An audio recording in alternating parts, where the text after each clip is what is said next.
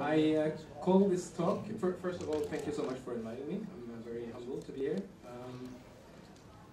I sent this title to Ivan for the talk, and he told me to make sure it's something that Italian developers can use, as if it's not usable. So I thought about it, and I have decided to keep this, but I changed the title. So I will talk about our company and my background and some of the projects that we've made so far. We're still a young company, so hopefully I will have much more points next time. But here are some few points from my experience that I think might be useful. Some of you probably know a lot of this already, but you will need a reminder anyway. My name is Are Sundnes. I am from Norway. This is our studio. We're 5 guys. We started the company in 2012. So there were 2 of us starting it, and we're adding about 1 person each year. So pretty slow and steady. We share the offices with this company, which is a bit larger, and we actually derived from this company, and I will go through that a bit later. I think we have a bit of a different approach to the game industry than many of the other game devs. This is our office in Oslo, in a really nice industrial area by the river. And I think one thing I wanted to tell you about our studio right away is something that's very important to us. It's what we call lunch games. This is a competition we do every day, and the winner, no, there's no winner of this game. The loser of the game will have to clean up the lunch for everyone. And this is very important. Nobody can skip this. And also the loser will select another game the next day. And it can be anything. It doesn't have to be a video game. It doesn't have to be a game at all. It can be a competition of some sort. So for instance, here you have Duck Hunt was the first actually we started with. And on the left side I'm building a stack of cards and measuring how tall it got. I think I lost that one. And of course we have a very strict system for keeping track of the scores and making sure the poor ones get bullied. And all, this is like a fun metagame for us. And a few lessons learned from this, which I want to share with you, is as a studio, you should really play together as much as you can. Not your own games necessarily, just anything. We work with creating games, and it's so important that games doesn't just become work, but that's still fun, and that you, yeah. Also, it's great for team building, and it's a nice break from the stressful projects, even though it is peeling potatoes or building train lines. Yeah, so it's a small thing, but it's also important for this. So we also use this for prototyping. So if you have some sort of idea for a game, we'll make a really quick prototype. Maybe just a board game, or it has to be able to play it in like 30 minutes and decide who's the loser.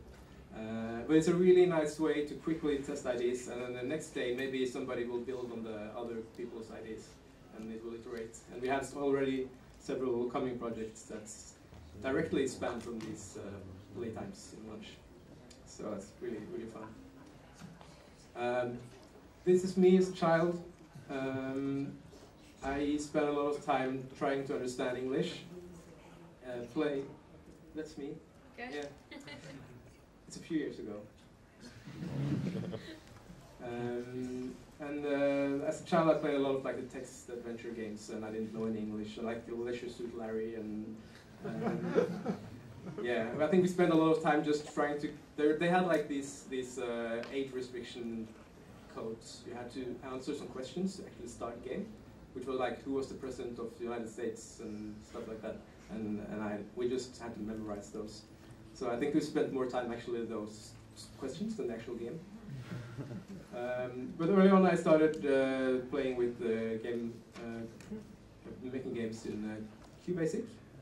And then for many years I kind of left the game industry. if I was in the game industry there at 12 or whenever. And I started doing stuff like this. So this is actually my favorite animated game. Yeah. So I studied music and design and I did a lot of programming, but on my spare time. And then I, for some reason, entered into the world of advertising. Kind of randomly, I think, but I studied art direction at an advertising school. And then this company I showed you earlier, they were these people back then. This is 10 years ago. And I started working for them as both a programmer, but also like a concept developer. So after a while, I mostly did like concepts and art direction for concepts, not drawing. I can't draw at all, but like the visual concepts, basically. And doing so, we worked with a lot of different like campaigns and advertising projects, and gradually we started making more and more games as advertising and as education and these kind of projects. And this was kind of the way I slid into the gaming world again. I want to show you one project that I did in 2010, so it's a while ago. Do you guys know what an alternate reality game is?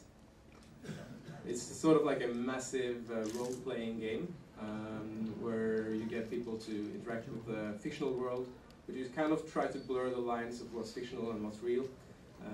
And this was maybe the project I did that made me sure that I wanted to work with games. So I'll show you a short video of it. It's a bit old and a bit awkward advertising, but you'll survive. Norway is the only market where Urge still exists, and Norwegians seem to love it. The brand has a long history of loyal users and a high liking in social media.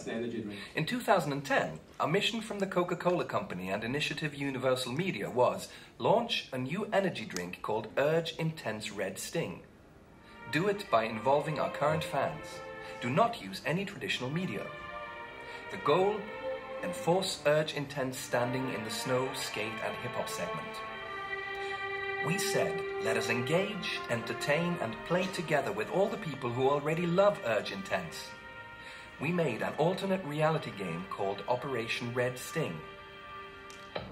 2 months before launching the game, we created the Norwegian Umbralic, a long dormant organization with a newfound mission to ban skating, hip-hop and literally anything our potential players love.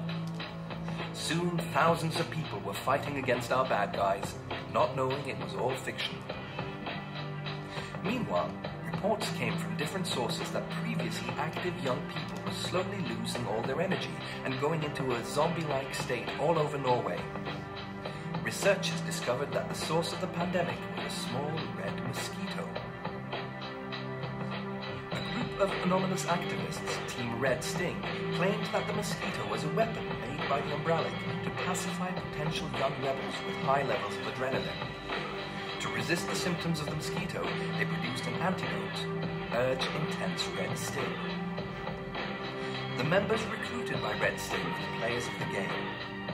To solve their missions, the players had to spend hours doing research, cracking codes, hacking websites, and looking for treasures and evidence. The players collectively worked to solve all the missions. A lot of them posted videos showing the effect of the antidote. The inbox of the Umbralic filled up with hate mail and membership applications from clever players trying to infiltrate the organization.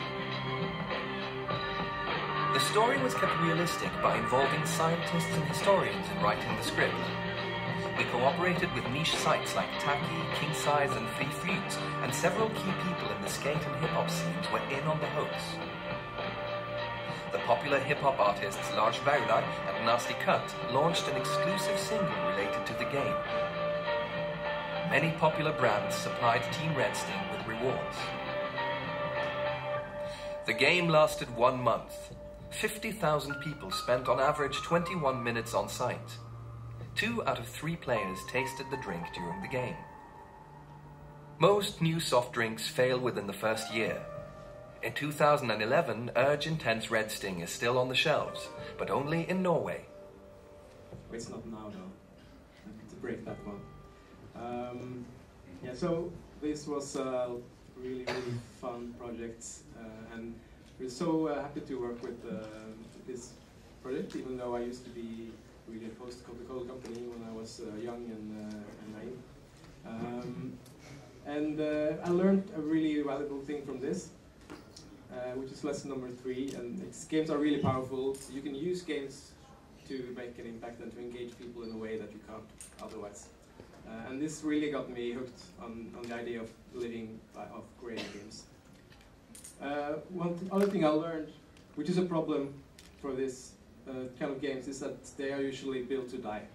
You spend a lot of money. We worked on this game for a year, and the game lasted for 1 month, and then it's over, and nobody will ever play it again. Of course, that's specific for alternate reality games, but it's also for a lot of the games we made, like normal games for clients. They just want to have sort of a game for some campaign, and then afterwards nobody really cares. And that's I felt like if I want to spend a year making a game, I want to make something that will have a lasting impact and not just die afterwards. So I want to tell you about the next game we started on, and I want to be honest here and tell you both about our successes and our failures. And this is one of our failures. This was the first attempt of making a commercial game. This was in 2008 we started working on this. And Facebook Games was on its prime.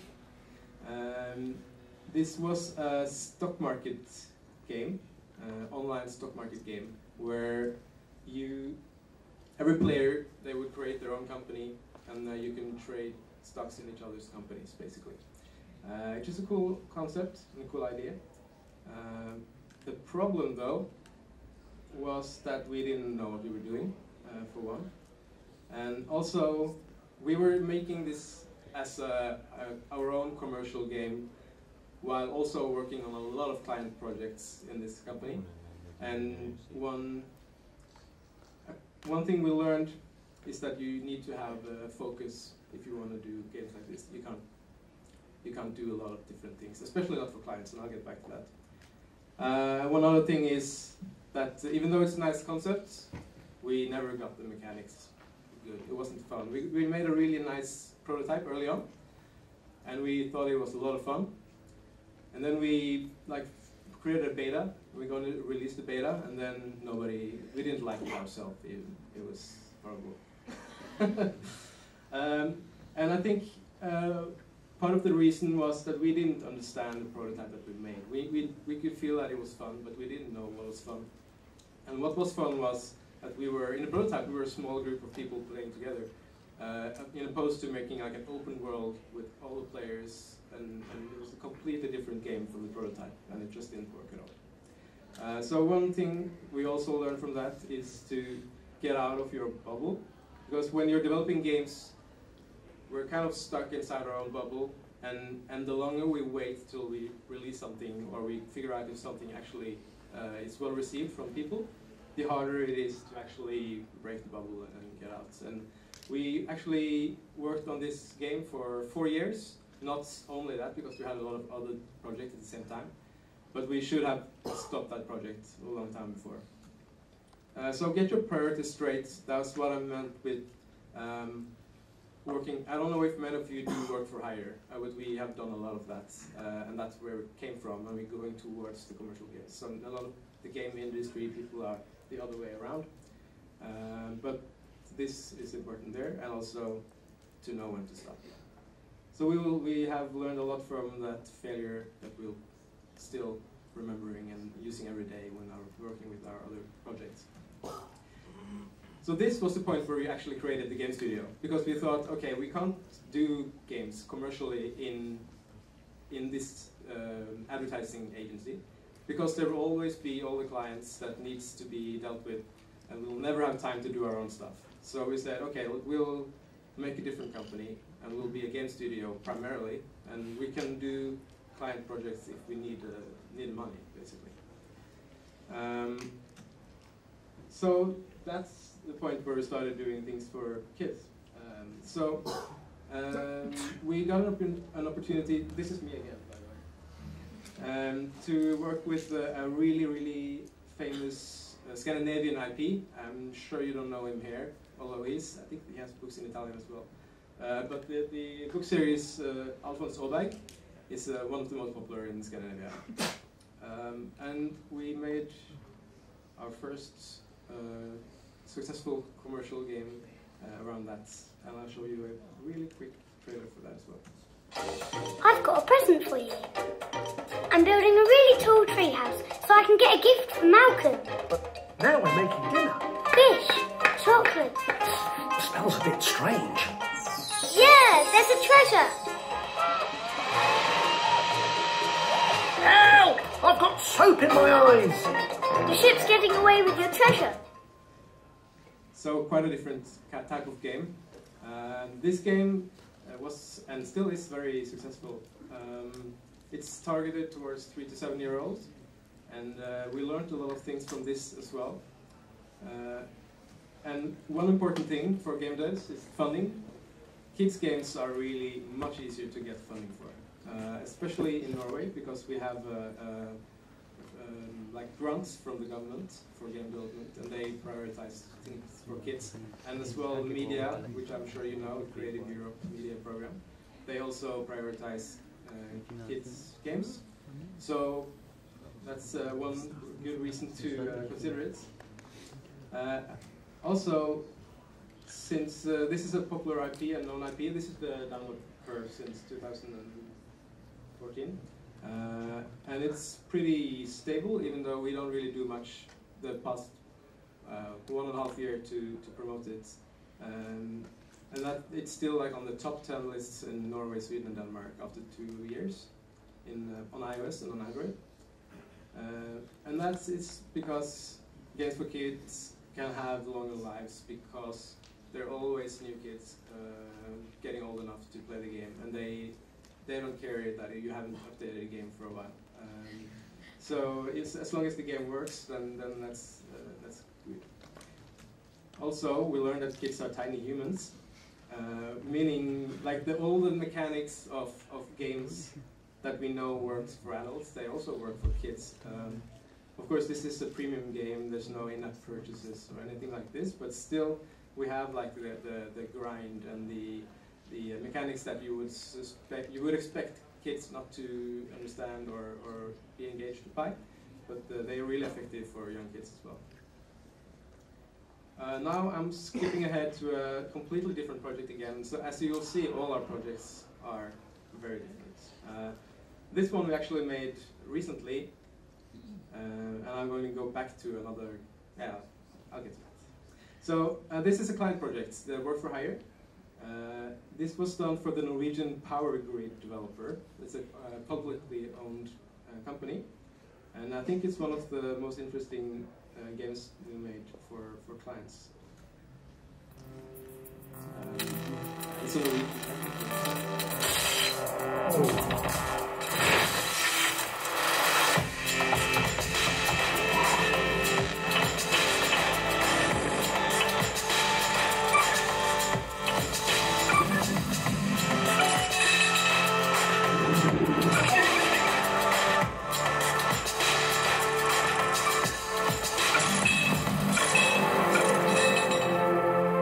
It's a cluster simulation game about power grid development, which when we started the project sounded really boring.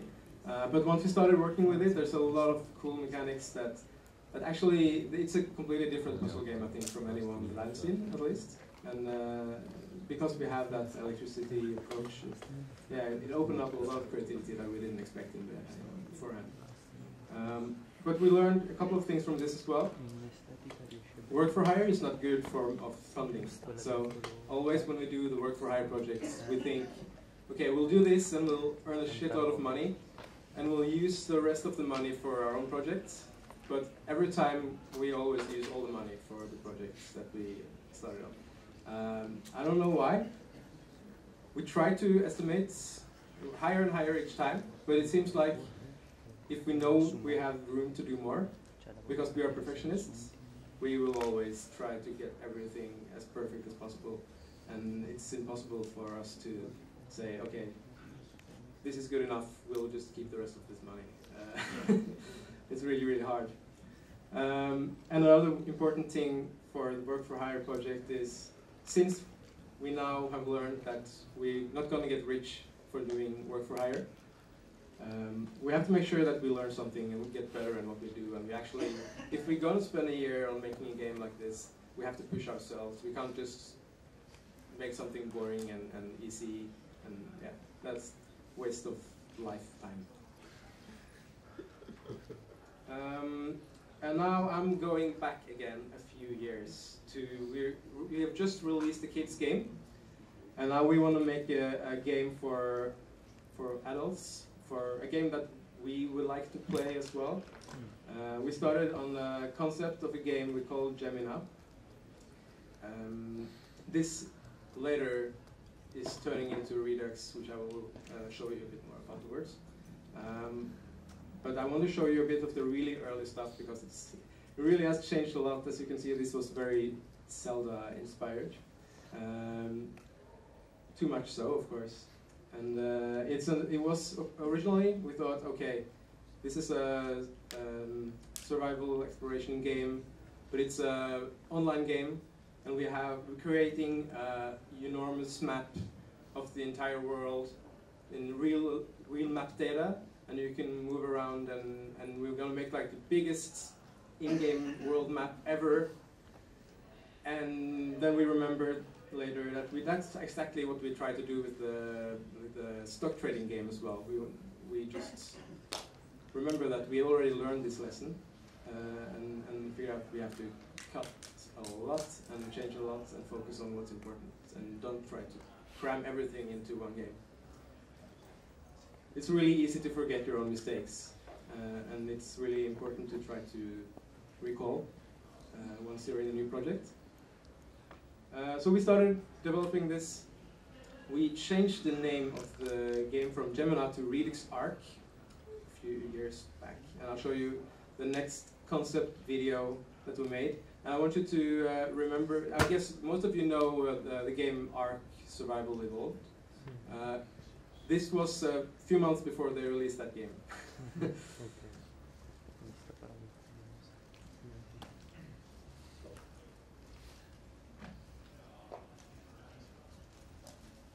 In year 2039, the last bee died, starting a fatal chain reaction. 200 years later, all hope seemed lost. Earth was doomed, and only the rich could afford to evacuate. But then we discovered our twin planet, Gemina. In a last desperate mission, we built the Redux Arc and traveled there to collect animals, plants, and other organic matter in an attempt to restore life back on Earth. As the vessel reached the atmosphere of Gemina, we lost control and went in for a crash landing. Only 3 of us survived: a scientist, a pathfinder, and a soldier. Parts of the ship are now scattered across a vast unknown area. Poisonous plants and deadly predators pose great danger. And it's getting clear that we're not the first intelligent beings on this planet. If we don't manage to find all the parts to fix the Ark and bring back the necessary plants and animals, Earth will die with us.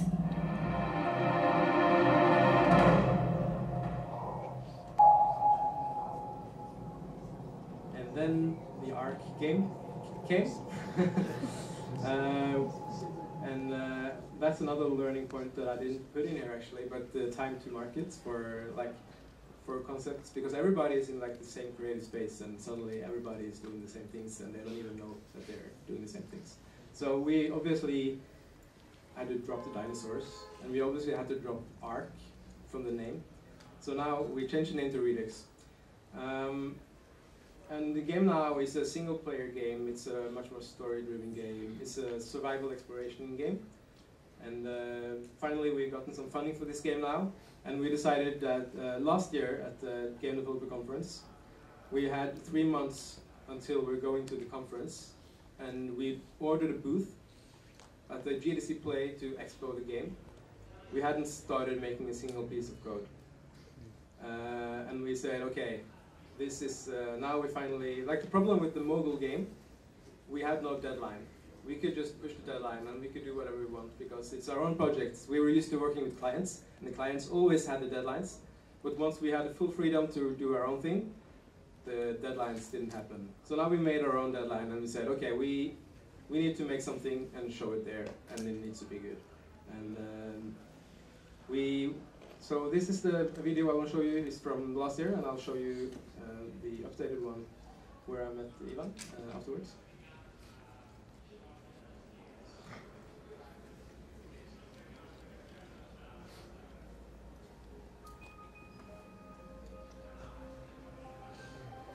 Remember, the most important thing right now is to recover the missing parts of the Ark so we could try to rebuild.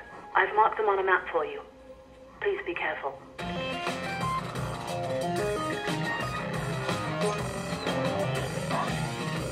It's getting dark. I'll activate the halo so you can see.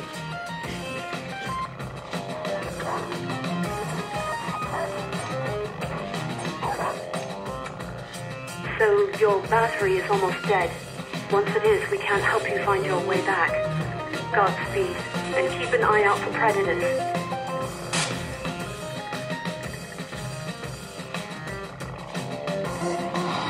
Run, now!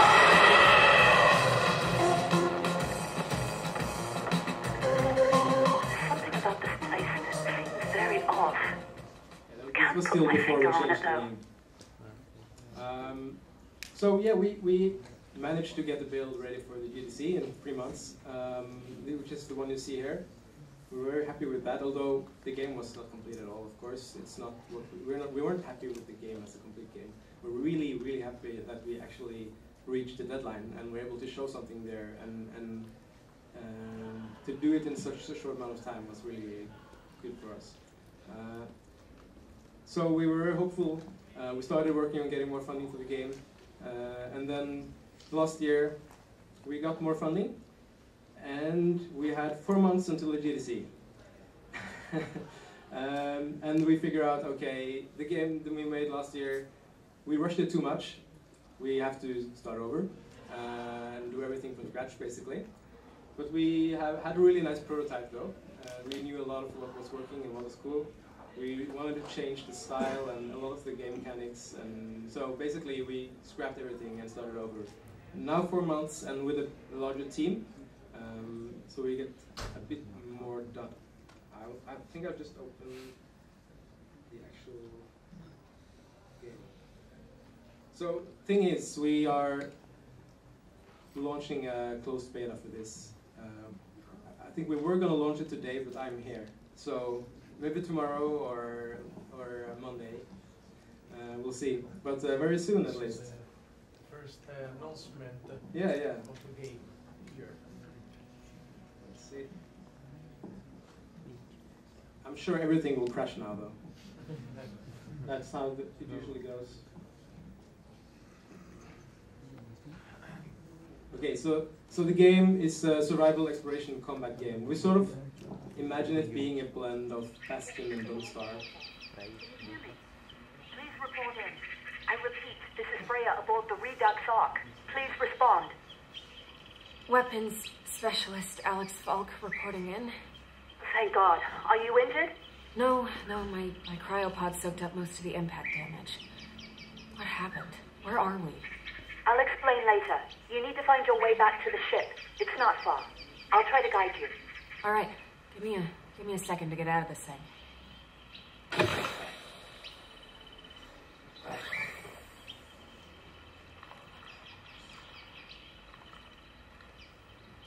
All right. So we were going to around make and a see if there are any training supplies trailer. you can use. Of course, we didn't have time for that, so I'll have to show you the actual game. There are some medkits and rations on the ground here. Great. We're definitely going to need those. I can't see it in the game here, so it's really, really hard actually to manage to move around. Okay, so the game is there's a lot of combat. Like if you compare it to Don't Starve, for instance, there's a lot more combat-oriented game. We still want to focus heavily on the exploration and the survival, We have a lot of items and inventory stuff, but we don't have any crafting.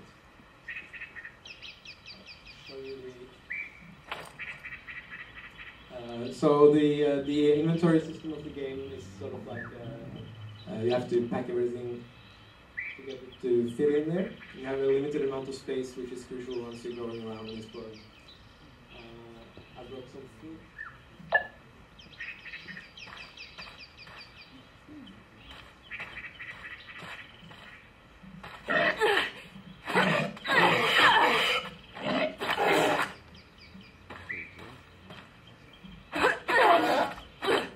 Great job. Well, this is interesting. So the world is procedurally generated. I'm moving through something that looks like a cross between a forest and a jungle. A jungle? I love your geeky sense of humor. Good. You made it. So this is the spaceship, is sort of the base of the game. Yeah, where you get your missions, and we have something we call modules, beacons that we can build around the map. If I go outside again, I can show you.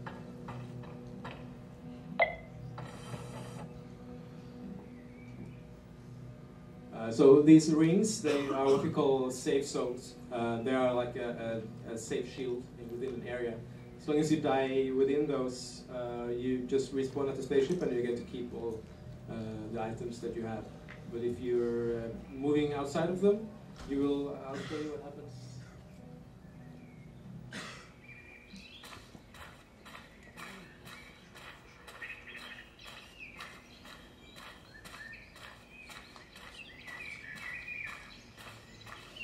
You're about to leave communication range. If you're critically wounded, I'll attempt to retrieve you, but the droids can't carry your gear. Okay, so This is new.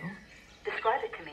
outside the safe zones, the minimap is, you have no range for the minimap. So you can sort of use it as a compass to see where you are compared to the spaceship, but you can't see what's on the ground around you, and it's some stuff that's not implemented yet, but a lot of the ambience and the music and everything is very different when you're inside and outside of the safe zones. So you really, once you're outside, you want to feel like really lost, like you're just you don't know where to go, and so you want to build beacons to expand the safe zones, so to let you explore more of the world. I don't think I will play any more of this now, but I really want you to sign up for beta testing if you want to try it. I'll show the link soon. So yeah, so if you have any questions, please just ask. As you can see, we came a long way again from the first prototype, and now we're getting really excited about actually releasing this beta. And we learned this extremely valuable lesson for this project, and we need to have fixed deadlines. And if you're not able to make fixed deadlines that you enforce on yourself, then do something that forces you to do it. So by ordering this booth, again, the second year, we didn't have any choice. We need to have something there. And if it's not good enough, okay, but you're still there. You have it. You'll never be. We can work on this game for 3 more years, and we'll still say, it's still not good enough. We just want to add this, and we fix this mesh, and really at some point you just have to say, okay, now it's good enough for people to try it, and then we can change whatever they don't like. Make smaller games. We learned from this one. I love this game, but even though this is not a quadruple A game, it's larger than we should do with our small team, I think. So I think on the more games ahead, we'll be sure to make more games and smaller games, because it takes a long time to make these kind of things. Time estimates will always be too low. And it's the same as I said earlier. Like if we say, okay, I know the time estimates are going to be low, so I will add 50% to them. Now I have 50% more, and then I will go 50% over that again. It's just like a rubber band. It doesn't matter. It's too low. I don't know how to fix it, but I'll learn it at least. And this one we learned a lot from these beta things, and from, I mentioned the stock trading game, just get it out sooner than later. Don't wait for it to be perfect, because it will never be perfect. So that's what we're doing now, and I'm really looking forward to getting feedback. This is the website if you want to sign up for beta testing. So you will get an email next week. And one final thing, one final point, which has become very important for me in the past few weeks. And I don't want to bring the crowd down or anything, but I don't know if any of you know Jory, the guy in the green shirt. He's a really talented audio designer, and he's been working on a lot of games you love, like all the Telltale games and Double Fine, and he's a really talented guy, and was on our team here. And we went to the GDC, and we were crunching like hell to get the beta, the build ready for GDC. And he's from there, he's from San Francisco, and he stayed a few weeks after. And he died in a terrible motorcycle accident before he got back to Norway again. So the last time we saw him was there. And it's such a shame, because he was such a great guy. And we miss him a lot. But what's really, I'm really happy that he really loved what he was doing. He was so dedicated to creating great games and making sure everything was perfect. And I've been thinking a lot about that. Like, make sure that you do what you want to do, and don't waste your time, because there's not that much time. So be sure to stop doing games you don't want to do, and if you don't want to do games, don't stop doing games. If you want to do games, then don't stop. I think, how is the time? We have 10 minutes. Okay, that's fine. I'll show you a little teaser from the next game. This is work in progress. And this is where the vomit comes in play. So let's change the mood a bit. So this is a crazy action platform game about vomiting.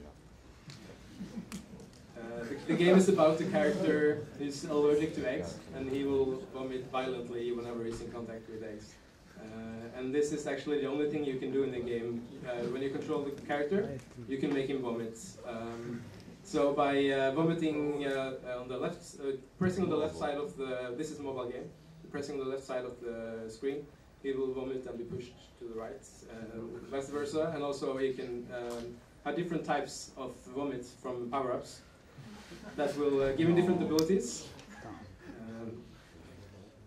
This is some animation tests. Again, what we haven't learned is play to your strengths and do things that you've done before, because every time we do a new project, we want to do something completely new. But that's what I love, really. So I think it's really fun to push yourself and do completely new stuff. Just some more design. Oh, and we have a lot of these sketches. This is just a few of them. And a lot of crazy chickens and hens that you're going to fight. The illustrations here is done by a really, really cool duo, Spanish brothers called Brosmine. Yeah.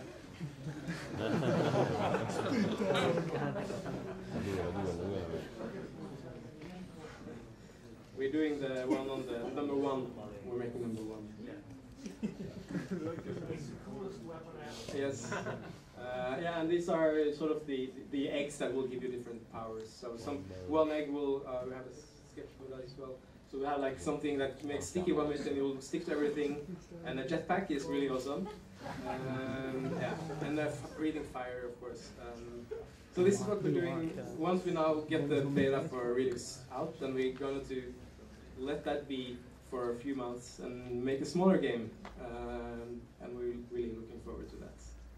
So, yeah, that's what I have. Are there any questions to vomiting or?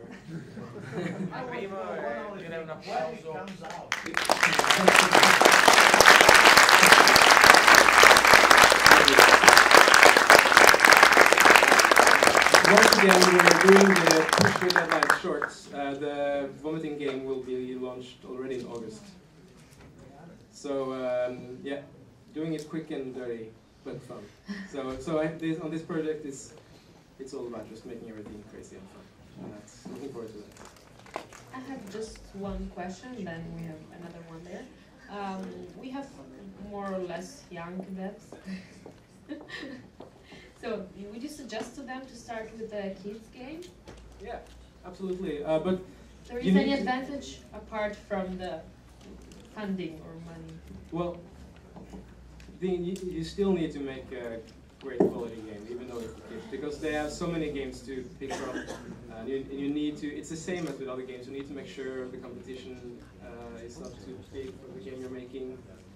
But if you can find like a famous IP that we did, you get a lot of free exposure from that. So that was a really smart thing for us to do. And I think probably you can scale the budgets down a bit for kids games, but I think it's still really hard to make them stand out from all the other. Like you have so many free small games, and this game was $400,000 game. It's quite big, and because we had the opportunity for funding, we can make a bigger game. And I think that was partly the reason why it was successful, because there's a lot of small, nice apps for games, like Tokaboka games, if you know those. And this is sort of in a different genre, because it's a larger game, it's like an adventure game with a lot of mini games. So, but absolutely, I would recommend doing kids games.